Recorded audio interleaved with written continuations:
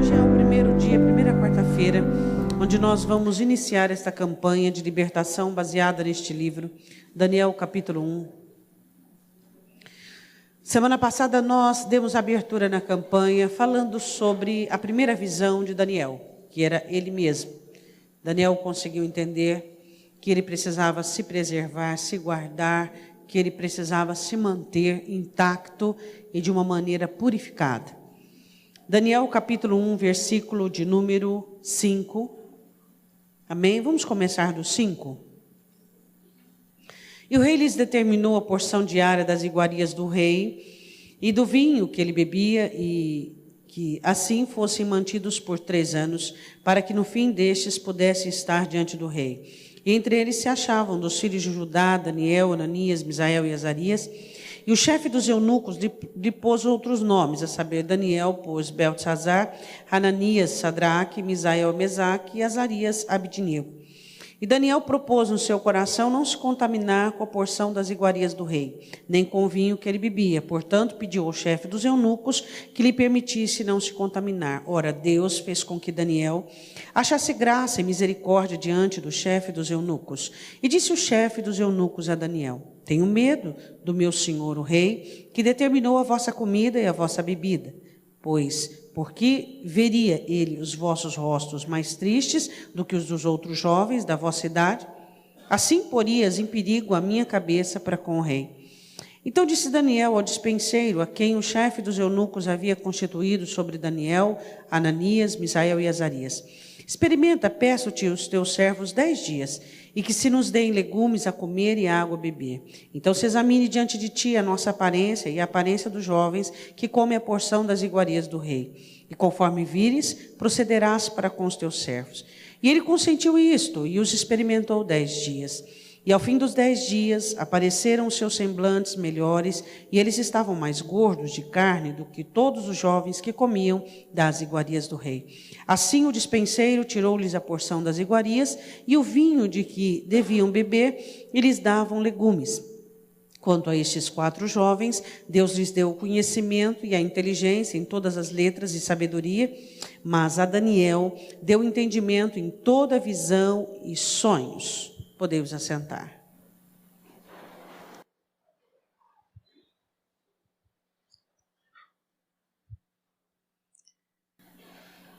Nós estamos em uma Babilônia.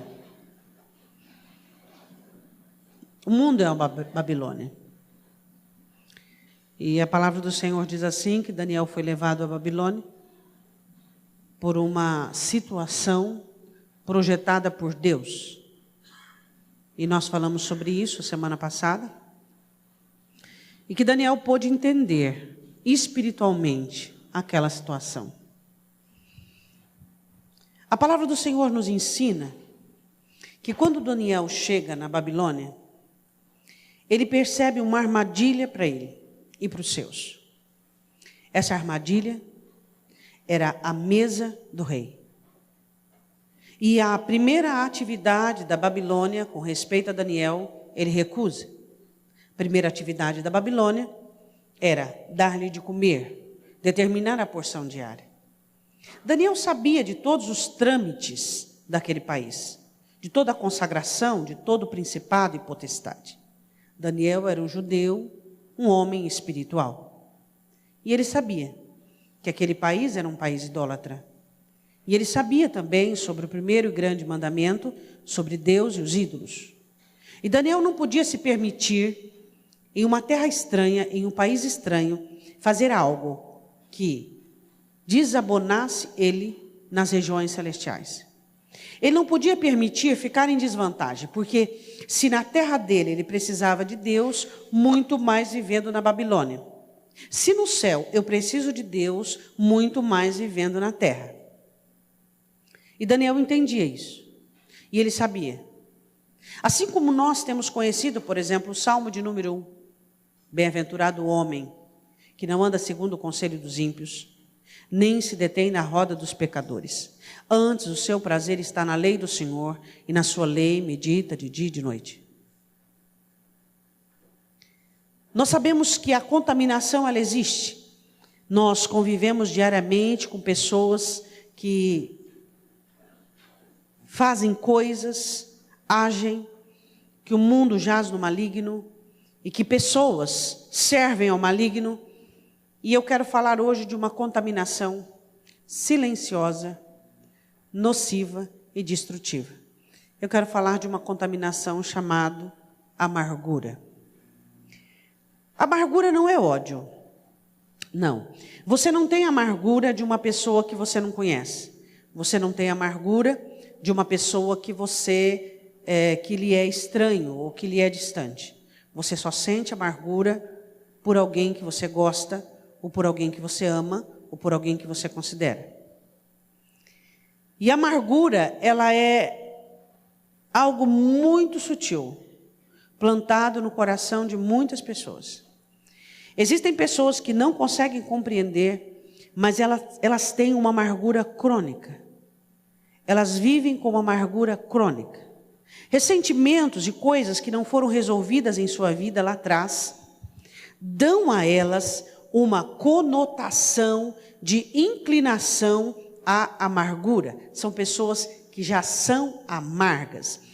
A palavra amargura, ela dá todo o sentido de amargo, daquilo que não é doce. Quando Noemi chega em Belém, a casa do pão, e todo mundo, todas as pessoas que a conheciam diziam, olha Noemi, ela disse, não me chamem mais de Noemi agradável, chamai-me Mara, porque com muita amargura me feriu o Senhor.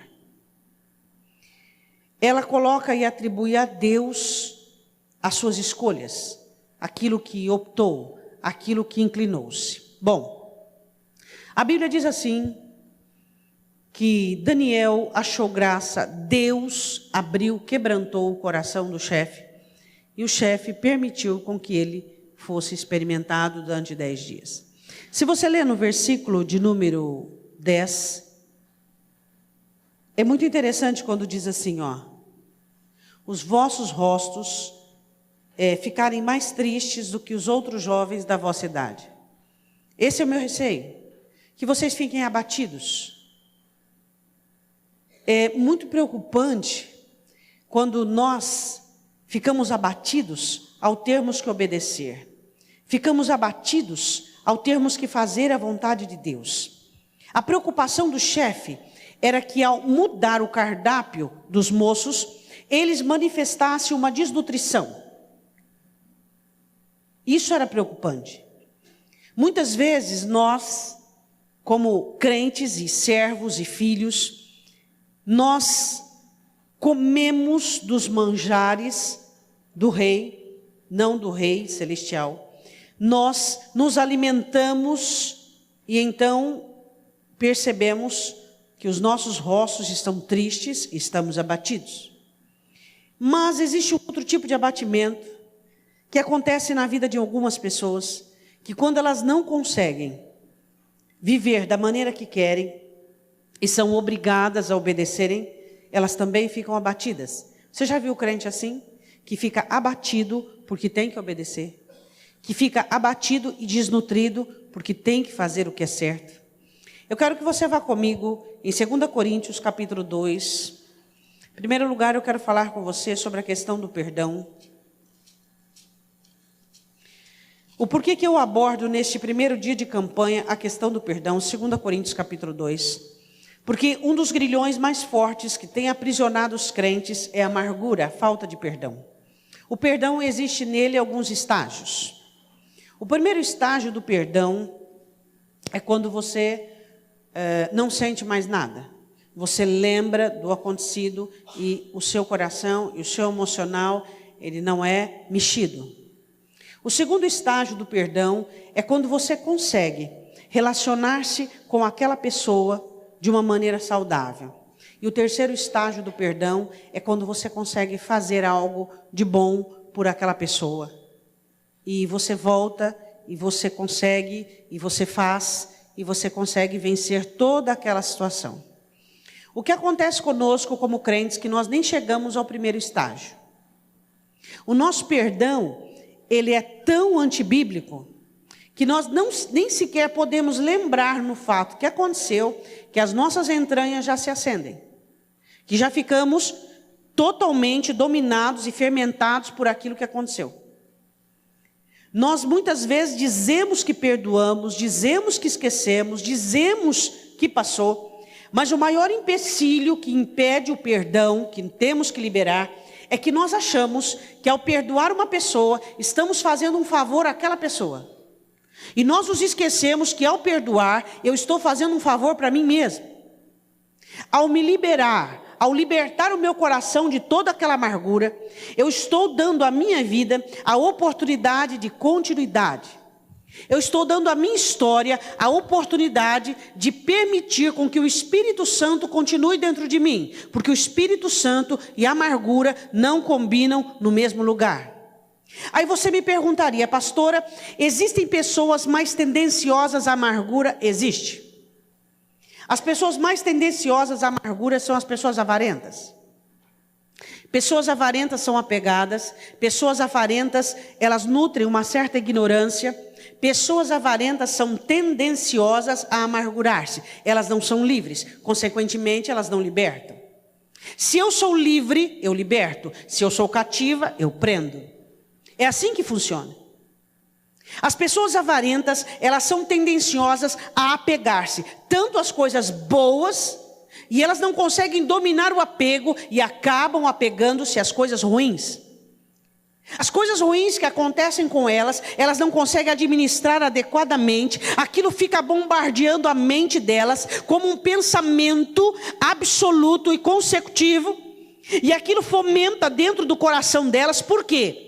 Porque a amargura não é um fato isolado que aconteceu agora. A amargura é uma escravidão e um cativeiro já existente. A amargura que eu sinto agora não aconteceu agora. Ela é um poço, uma fonte. Ela é algo já pré-existente. E então, quando um fator acontece agora comigo, justamente aquilo que aconteceu vai suscitar aquela raiz de amargura que está dentro de mim e vai fazer aquela ligadura.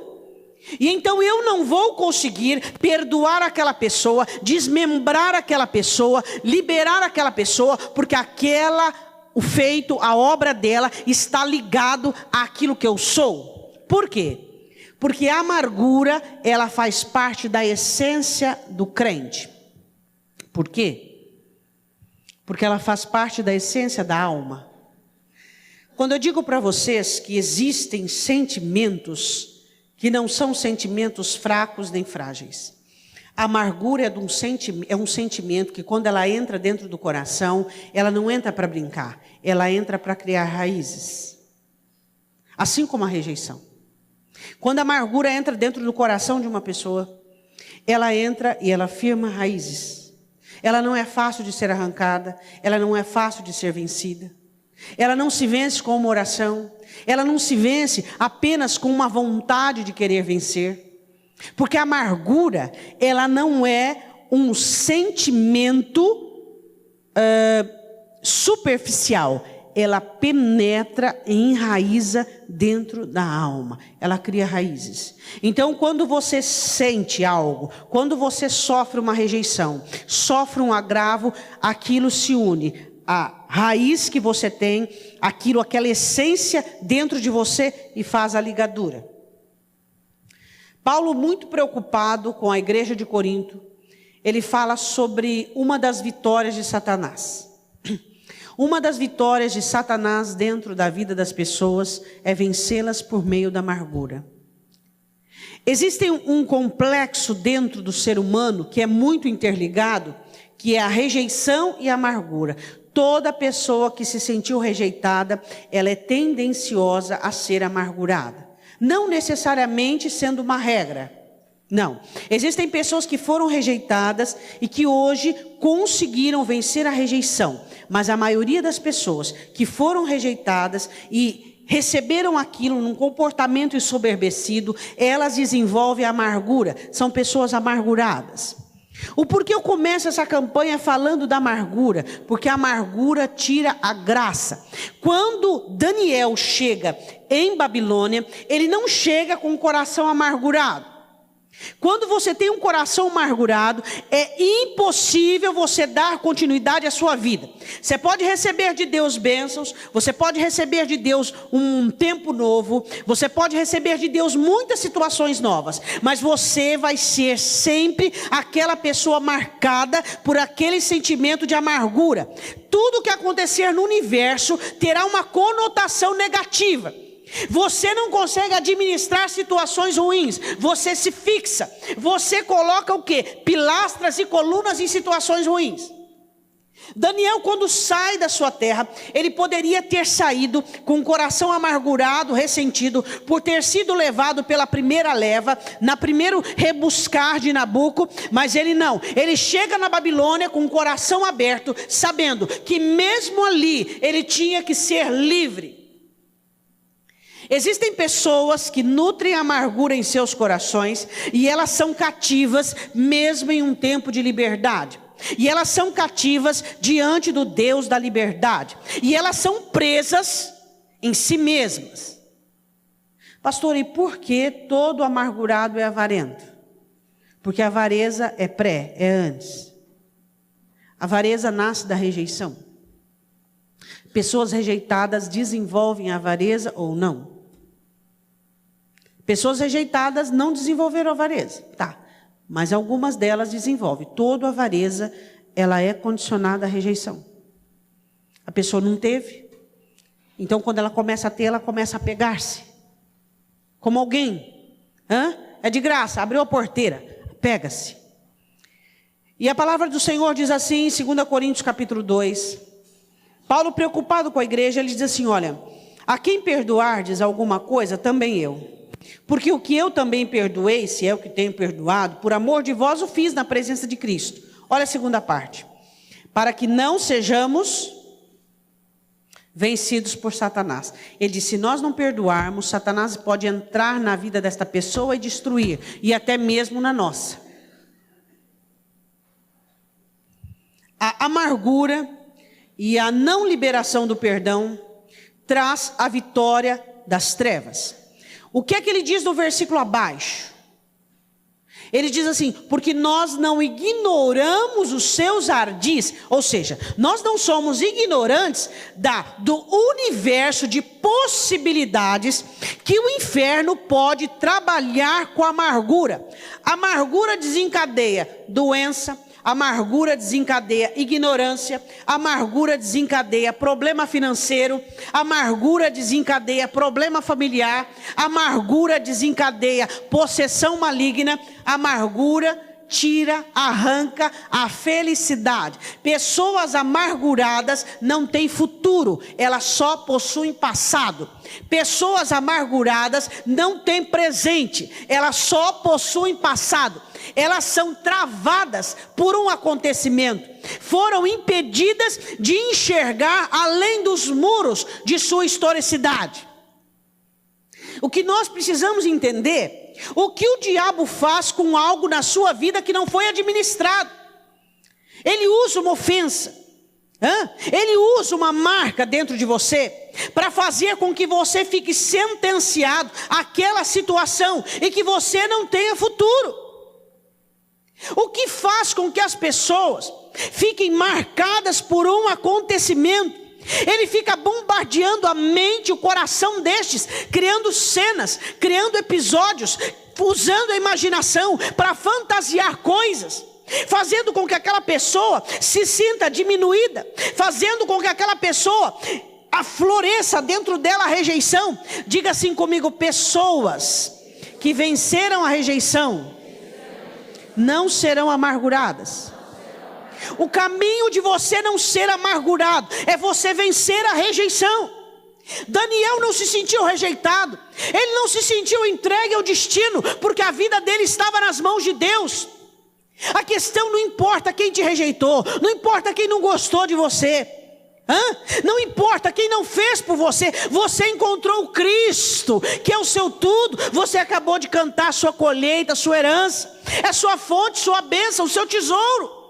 Então quando você consegue entender que Cristo ocupa todo esse universo de falência, trazendo uma nova estrutura, trazendo um novo tempo. Você não consegue mais estar ofendido pelos fatores ruins e negativos que te aconteceram. Você consegue compreender que você tem presente. E o seu presente acontece todos os dias, e você tem um futuro. Pessoas amargas e amarguradas, se tiver que cair um tijolo de um prédio, vai cair na cabeça deles. Se eles derrubarem a fatia de um pão, a manteiga vai cair para o lado de baixo. Se eles chegarem numa terra que produz ouro, o ouro se transformará em ferro. Por quê? Porque os nossos sentimentos atraem o nosso exterior. Se Deus faz tudo e muito mais, além daquilo que eu peço, que eu sonho e que eu preciso, Satanás fará, segundo a amargura do meu coração, tudo que eu não quero, tudo que eu não gosto, tudo que eu não preciso. A sua amargura atrai um exterior nocivo e destrutivo. A sua paz, a sua benevolência atrai o bem. O bem atrai o bem. O mal atrai o mal. Pessoas amarguradas não têm sorte. Não têm sorte. Pessoas amarguradas não têm amigos. Pessoas amarguradas não colhem bondade. Pessoas amarguradas são pessoas que eu costumo dizer benzidas. Porque eu sou abençoado, você é abençoado. Pessoas amarguradas são benzidas. Elas não conseguem ter bênçãos. Tudo na vida delas é difícil. Tudo é complicado. Tudo é na raça. Tudo é na força. Não existe graça. Não existe óleo. Quando Daniel chega na Babilônia, o que acontece? Quem que vai adiante dele? O Senhor. Quem quebranta o coração do chefe? Deus. Ali ele encontra graça, ali existe óleo, ali existe volúpia. Tudo que ele iria fazer na Babilônia ia prosperar. Ele ia alcançar o ponto máximo que um escravo alcançaria. Por quê? Por causa da limpeza do coração. Pessoas limpas de coração, em qualquer situação, elas alcançam a posição máxima. O contrário dos amargurados. Você pode colocá-los no alto, é até perigoso. Você colocar uma pessoa num lugar alto, amargurada, ela vai rolando e vai se quebrar inteirinha. O que você precisa entender? Você precisa discernir se você é uma pessoa amargurada. Eu não estou perguntando se você tem uma amargura recente. Estou perguntando se você é uma pessoa amargurada. Se o mosquito voou porque o mosquito voou. Se olharam feio é porque olharam feio. Se fizeram uma questãozinha desse jeito, você já se ofende. Já acha que é o fim do mundo, já acha que é o caos. Isto é raiz de rejeição, isto é amargura. Você precisa se libertar disso, para você ser livre dessa situação, onde Satanás vive te prendendo, onde Satanás vive. Você não pode ignorar o que Satanás vai poder fazer com isso. Pessoas amarguradas empobrecem, são Jonas num barco. Você quer ter problema financeiro? Fique do lado de uma pessoa amargurada. Eu conheço pessoas que são geniais, inteligentíssimas, mas são casadas com pessoa amargurada. Elas não prosperam. Não prosperam. A não ser se elas conseguem causar um divisor. Se elas conseguem ser independentes emocionalmente. Mas enquanto elas estiverem junto, nada dá certo. A amargura, ela contamina. Você não pode ignorar o que a amargura faz em situações domésticas, emocionais e exterior. É um dos piores sentimentos que um crente pode ter. Pessoas amarguradas conseguem azarar a vida de outras. Jonas no barco. Jonas era um profeta tendencioso à amargura. Isso era notório nele. Ele não gostava de nada. Nada do que Deus queria estava bom. Ele foi escolhido para pregar para a capital da Síria. Mas para ele não estava bom, porque ele sabia que Deus ia salvar a Síria. E ele ficou irritado. E ele precisou chegar a Nínive por meio do ventre de um peixe. E ele ficou 3 dias dentro do ventre do peixe, sem falar com Deus. E quando o peixe vomita, ele prega uma mensagem fraca e óbvia, e o povo se converte, e ele fica nervoso, ele fica irado, e ele vai sentar debaixo de uma boboreira que Deus faz nascer, e quando Deus fere a boboreira, ele fica irado, não estava contente com nada. Quase a população do navio morre por causa de Jonas. Jonas não ia morrer, mas a população ia. Deus tinha um propósito, ensinar Jonas. Se você é uma pessoa amargurada, você faz mal para as pessoas que você cerca. Elas não vão prosperar. Elas não vão ser felizes. Porque a amargura contamina.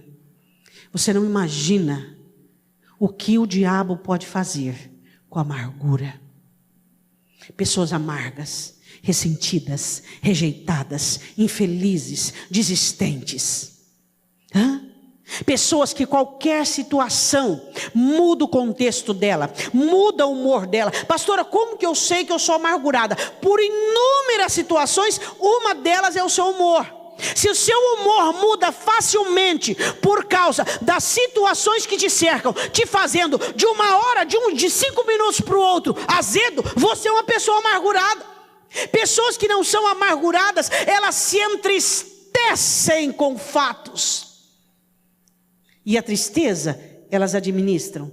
Mas não foi culpa dela, mas foi sem querer. E daqui a pouco, elas estão tristes, chorosas, quebrantadas e já perdoaram. Pessoas amarguradas desenvolvem ferramentas de ataque, pensamentos de ataque, não são quebrantadas. Elas ferem, elas machucam as outras, encontram meios de ferir. Todos nós sabemos se somos amargurados ou não. Paulo diz, nós não podemos ignorar os ardis de Satanás. O quanto Satanás tem feito na igreja por meio da amargura. Quantas pessoas ele tem separado. Quantas famílias ele tem sentenciado. Quanta situação financeira tem sido destruída por causa da amargura. Quanta doença, quanta enfermidade tem acontecido por causa de amargura. Pessoas amarguradas não têm muitos amigos. Dá para te encontrar aí? Por quê? Porque ela se preserva, porque não tem elasticidade, flexibilidade. E se ela relacionar-se muito de perto com muitas pessoas, ela não vai dar conta, porque ela não tem flexibilidade. Pessoas que não são amargas, elas se relacionam com todas as pessoas de uma maneira tranquila e eficaz. Ela não tem medo de ferir-se. Quero que você vá comigo em Hebreus capítulo 12. O escritor diz uma coisa muito importante em Hebreus capítulo 12. Ele diz que a amargura, ela contamina. Contamina a casa, contamina quem está perto. Você já viu uma pessoa que convive com um amargurado? Dia após dia ele vai deixando de sorrir. Observa um jovem que casa com uma pessoa amargurada.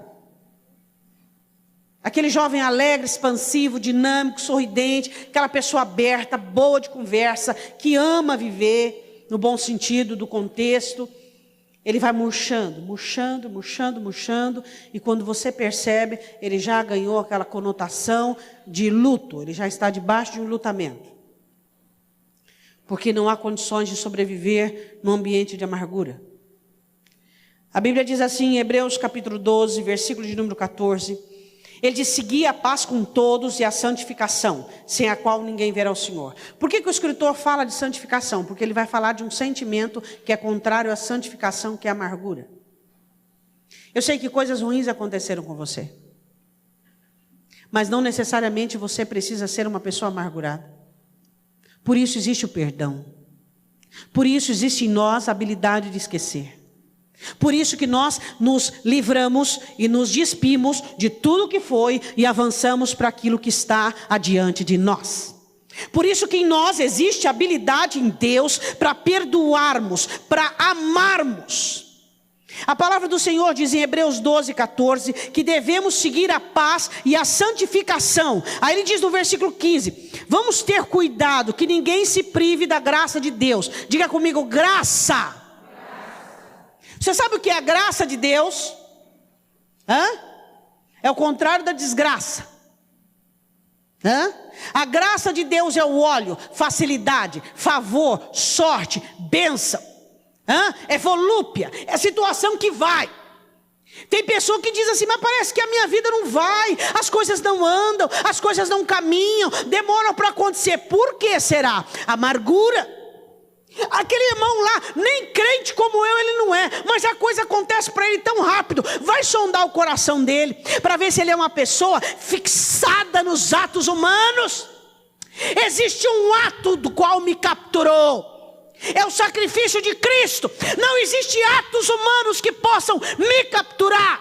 Não existe atos humanos que possam te capturar. Porque somos capturados pelos atos do Senhor Jesus. E pelo ato principal, sua morte e ressurreição. Fomos capturados por este ato. E depois disso, com base e rudimento nisso, somos livres e felizes. Capazes de perdoar, capazes de amar. Quando eu falo em perdão, eu não estou falando de frescuras, porque tem gente que se ofende com frescura. Ele tem uma imaginação fértil, porque a mente é vazia.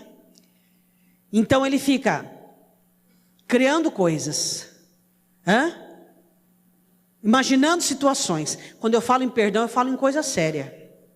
Eu falo em adultério, eu falo em traição, eu falo em decepção. Porque essas coisinhas que acontecem com você, se você ficar magoado por coisinhas, você é infantil, sofre de infantilismo. Quando eu falo do exercício do crente de perdão, eu falo de traição, eu falo de decepção, eu falo de traição de coisas verdadeiras. Eu não falo de enfermidades trocadas, de contaminação gripal, não. Eu falo de câncer, de coisas realmente que machucam.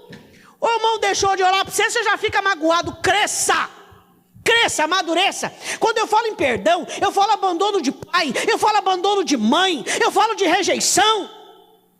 Eu não falo de picuinhas de gente imatura, não.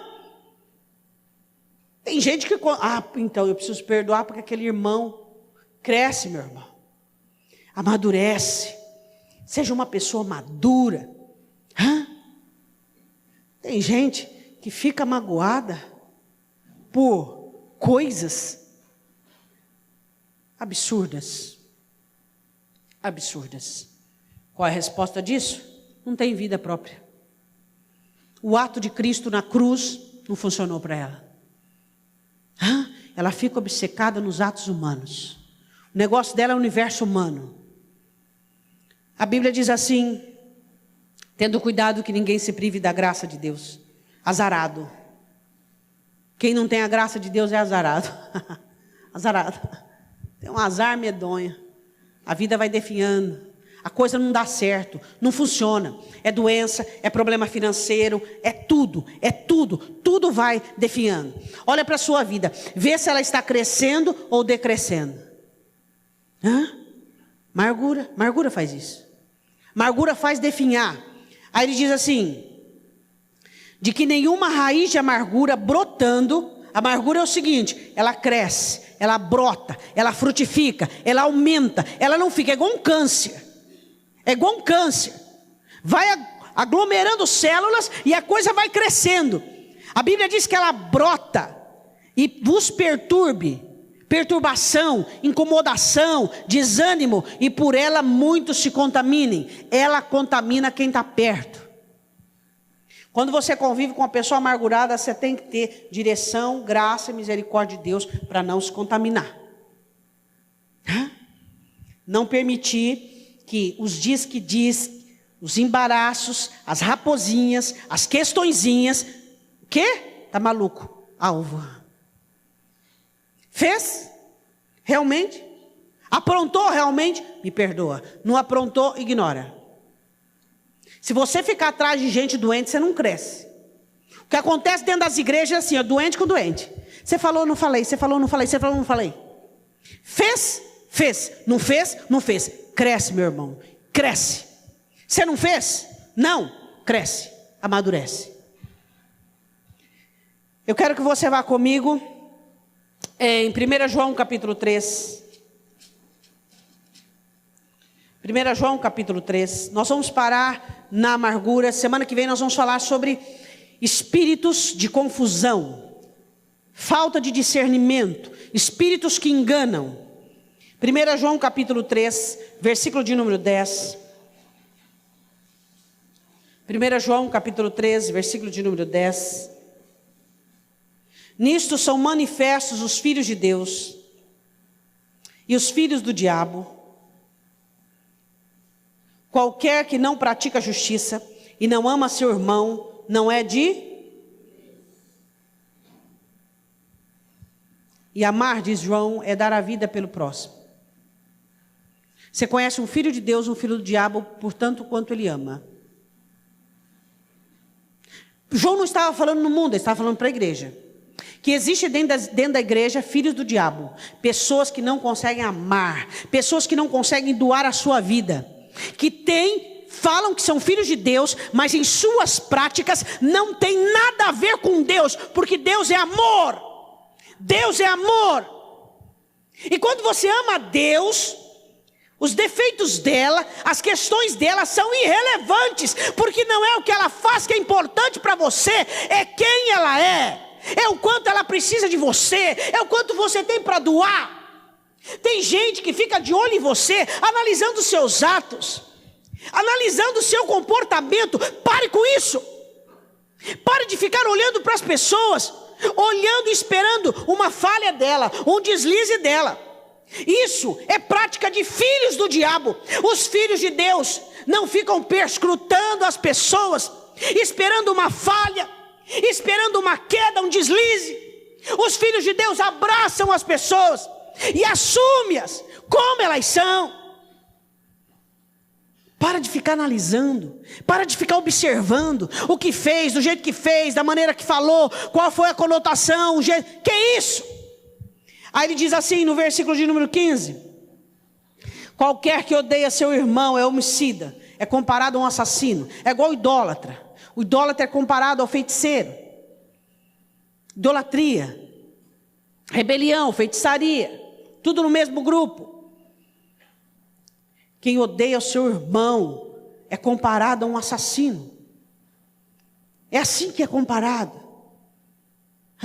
E aqui João não está falando do inimigo não, meu irmão. Nem do inimigo você pode ter ódio. Aí ele diz assim: e vós sabeis que nenhum homicida tem a vida eterna permanecendo nele. Quem tem amargura, quem tem ressentimento das pessoas, é como um homicida. Livre-se desse pré-julgamento, de você ficar olhando as pessoas, sabe, com aquele comportamento de amargura, querendo julgar, querendo apontar. Quem de nós somos donos da verdade? Quem de nós somos perfeitos para querermos ficar sendo juízes sobre as pessoas? Se você julga alguém, é porque você é perfeito, porque só o juiz, Deus, pode julgar. Não somos juízes, não somos legisladores, não somos perfeitos, somos pessoas passíveis de erros. E um errinho que uma pessoa faz, já é em você uma situação absurda, que você não consegue transpor. Amadureça, cresça, conheça Jesus. Conheça Jesus. Abrace o Salvador, aquele que te perdoa todos os dias, aquele que te aceita do jeito que você é, tendo uma proposta de crescimento, de melhora sobre a sua vida. Eu quero que você vá comigo em 4:13. 1 João 4:13. Nisto conhecemos que estamos nele e ele em nós, pois que nos deu o seu Espírito. E vimos e testificamos que o Pai enviou o seu Filho para Salvador do mundo. Qualquer que confesse que Jesus é o Filho de Deus, está nele e ele em Deus. E nós conhecemos e cremos no amor de Deus que nos tem. Deus é amor, e quem está em amor está em Deus e Deus nele.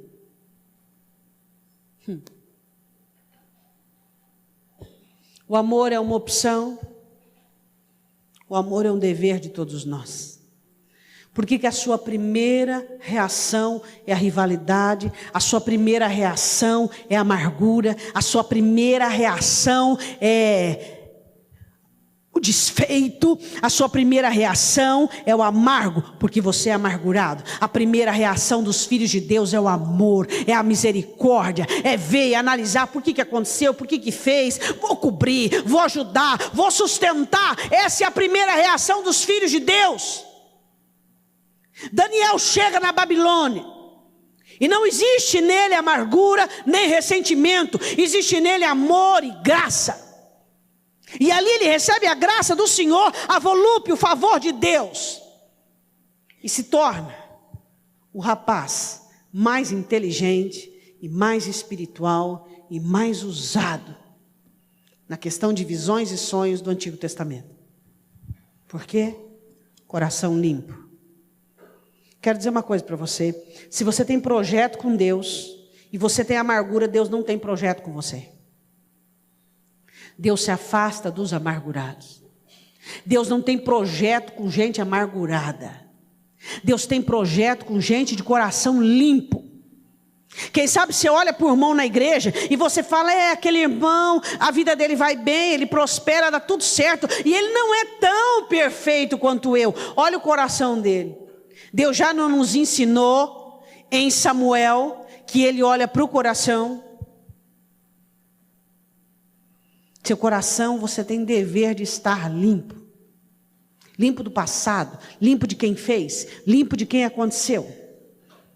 Enfermidades na sua alma são nutridas por causa dessa amargura. Ressentimentos, você não vai prosperar, você não vai crescer. E pior que isso, você vai ser um azar em quem você ficar perto.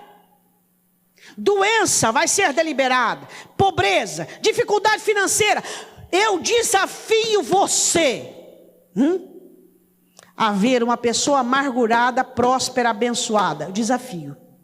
Se você conhece, pode me apresentar, porque você não vai encontrar.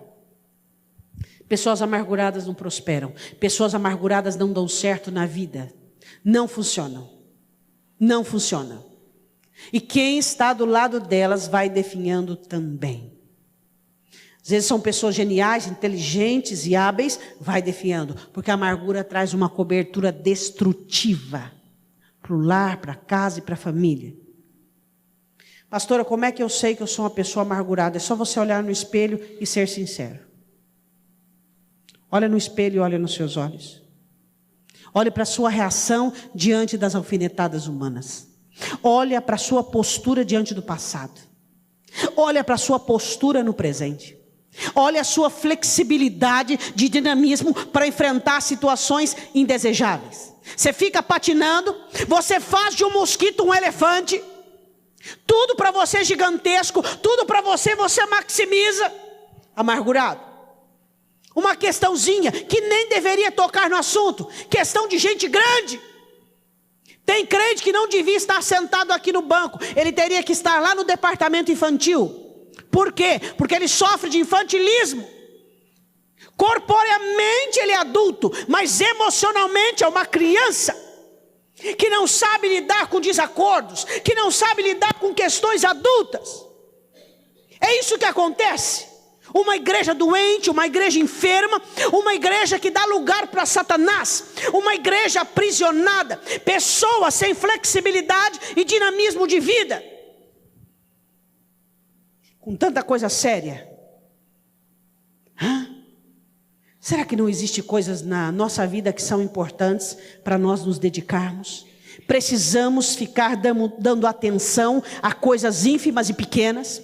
É isso que o diabo quer para cada um de nós. Como é que é possível crente que já está até com espora no pé, com questõezinhas, porque falou, porque desfalou, porque falou. Se isso não fosse nojento, seria hilário. Mas dá asco. É nojento isso. 1 João capítulo 4, versículo de número 16. E nós conhecemos e cremos no amor de Deus que nos tem. Deus é amor e quem está no amor está em Deus e Deus nele. Nisto é perfeito o amor para conosco, para que no dia do juízo tenhamos confiança. Porque qual é, ele é, somos nós também neste mundo.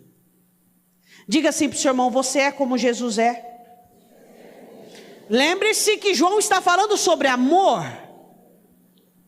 Sobre amor. Eu evangelizo, eu sou diácono, ele está falando do amor. Tem crente que não é diácono, não é intercessor, não é nada. Ele é banqueiro, ele é de banco. Mas ele tem obras, ele ama, ele não é amargurado, ele não é ressentido, ele é alguém que volúpia, ele anda, ele caminha, ele prospera. Não tem mágoa, não tem coração para ressentir, não tem coração para ficar ferido. Eu quero dizer uma coisa para você. Cuidado com essa corrida sua, para que no final você não perceba que você correu em vão. Porque se existe uma coisa que ele vai exigir de mim e de você, não é que eu fui diácono, que eu preguei, que eu isso, que aquilo. Você amou? Você amou? Hein? Porque eu sou diácono, porque eu evangelizo. A obra que Deus quer de você é que você ame. E que você vença o diabo e pisa na cabeça dele, na autoridade que ele tem de te amargurar, de te ressentir. Hein? Pessoas rejeitadas e amarguradas são soberbas e arrogantes. Como eu queria ter mais 1 hora para falar sobre isso. Elas se acham importantíssimas. Me feriu. Qual o problema? Todo mundo na face da terra é ferido. Porque me falou. Qual o problema? Por que você não pode escutar? Porque aconteceu. Qual é o problema? Quem é você? Você é salvo pelo sangue do Cordeiro. Você é perdoado todos os dias. Todos os dias o seu advogado tem trabalhado por você, para você continuar de pé. Qual é o problema? Você se acha tão inalcançável que você não pode ser ferido. Foi ferido, abaixa a cabeça. Se humilha, qual é o problema? Quando é que você é vencido pelo diabo? O diabo diz, você foi ferido. Você diz, fui, sou ser humano. Isso é parte da vida. Abaixa a cabeça. Se humilha. Se humilha. Já fica igual aquelas galinhas, choca. O que eu vou falar? O que eu vou fazer? Qual é agora a minha vingança? Sara maligna. É ou não é? Vingança. Você tem certeza que você é crente? Seria bom você pensar e analisar se você é crente. É aquilo que Jesus disse. Vai fazer o edifício? Vê se dá conta de terminar ele. Você tem certeza que você é crente? Por quê? Porque você vem à igreja? Tem muita gente que vai surpreender no dia do juízo. Gente, diácono, cantor, intercessor, pregador vai ficar fora. O quê? Por que esse irmão entrou, não estou entrando? Ele nunca fez nada, ele fez tudo, nunca teve amargura, amou, doou-se, nunca ressentiu. Amargura te deixa fora do céu. Ressentimento te deixa fora do céu. Essa soberba, essa arrogância, é campanha de libertação. Seja livre e liberte as pessoas. Liberte. Você é uma pessoa que as pessoas ficam pisando em ovos. Dá licença. Cresça, amadureça. Faz uma coisinha assim para você, já maximiza. Já é o fim. Por cima de mim só avião. E por baixo de você é o inferno. Por cima de mim, de você só avião. E por baixo vai ser o inferno. Por quê? Porque a palavra do Senhor nos diz: os humilhados serão exaltados. Limpa seu coração. Daniel conseguiu chegar onde chegou, porque tinha um coração limpo. Deus ama pessoas de coração limpo. Pessoas de coração limpo são os nossos oásis na terra. Quando eu convivo com pessoas, ou converso com pessoas, ou só de abraçar uma pessoa de coração limpo, para mim é um deleite. Você consegue identificar pessoas de coração limpo? Pessoas que são incapazes de amargurar-se, de ressentir-se, de fazer mal a alguém. São deleites na terra. Você vê Deus na vida delas. Não são apresentadores de cultos, não são intercessoras, não são diáconos, não são, mas são pessoas de coração limpo. Você olha nos olhos dela e os olhos delas são a janela da alma. Você consegue penetrar dentro da alma dela. Você consegue enxergar a pureza dentro do coração dela. São raridades na terra. Raridades. Pessoas que não têm quês, nem portanto com seres humanos. Elas têm uma aliança com Deus. Com Deus. O ofício delas, amar, ajudar, perdoar. Pastor, eu quero ser assim. Conheça Jesus, de verdade. Não religião. Religião não. Religião vai deixar muita gente na terra. Conheça Jesus, o Filho de Deus, que me ensina e te ensina a amar, a ser útil ao ser humano, a sermos libertos ao tal ponto de não aceitarmos amargura e ressentimento. Aconteceram coisas ruins na sua vida, mas aconteceu uma que sobrepujou todas as outras, e o nome dessa é Jesus. E eu e você somos felizes, completos, abençoados, alegres e limpos, porque Jesus mora dentro de cada um de nós. Eu quero que você feche os seus olhos um momento. Eu quero que você sonde o seu coração e veja se existe dentro de você alguma raiz de amargura. Se existe dentro de você ressentimentos. Se existe dentro de você situações que está levando você a um patinar, levando você a uma situação de procrastinação na sua vida. O perdão é uma ordem. Amar é uma ordenança. Tem que existir dentro de todos nós um alvo e um objetivo. Eu quero ser uma pessoa de coração limpo porque eu quero ver a Deus. Eu quero ser uma pessoa de coração limpo porque é o que Deus espera de mim. Eu quero ser uma pessoa pura de coração. Eu quero ser uma pessoa mansa. Bem-aventurados os puros de coração, os limpos de coração, porque eles verão a Deus. Eu vou ver a Deus se o meu coração for limpo. Não é se eu tenho dom, não é se eu tenho cargo na igreja. Você vai ver a Deus se o seu coração for limpo. O que te garante estar diante de Deus é a pureza do seu coração. Pastora, mas eu sou uma pessoa que tem um coração amargurado porque eu tive uma infância muito difícil. Eu disse ontem uma coisa e eu vou repetir. Não importa de onde você veio, é para onde você vai. Todos nós temos um passado comprometedor, mas a questão não importa a sua origem, o que importa é o seu ponto final. É isso que importa. Se você até hoje não esqueceu o seu passado, se você até hoje não conseguiu se libertar dessa personalidade ferrenha, essa pessoa amarga, essa pessoa que não consegue abaixar a cabeça, essa pessoa que quando é ofendida, os olhos brilham de raiva e de ódio, Jesus está aqui. Você que se sente ofendido por qualquer coisa, você que quando é humilhado enraivece, não existe paz no seu coração, não existe doçura, peça perdão ao Senhor. Fala: Senhor, limpa meu coração. Senhor, limpa meu coração. Eu preciso ter o coração limpo.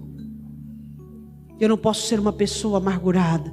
Se você é uma pessoa que aconteceu algo ruim na sua vida e depois disso você ficou comprometido emocionalmente, peça perdão ao Senhor. Diga: Senhor, eu não aceito isso. Eu não aceito que Satanás me vença. Eu sou o vencedor. Tua palavra diz que eu pisaria na cabeça de escorpiões e de serpentes. Eu sou o vencedor e eu vou vencer, meu Deus. Eu não seria alguém que trata com pré-julgamento, alguém que relaciona-se com as pessoas já armado. Desarme-se nesta noite. Você que é uma pessoa armada, que sempre está preparada para atacar, olha para o seu Senhor, vê se Ele atacou alguma vez. A arma que você tem é o amor, a arma que você tem é a benevolência, a bondade. Você vive armado, sua língua é uma ferramenta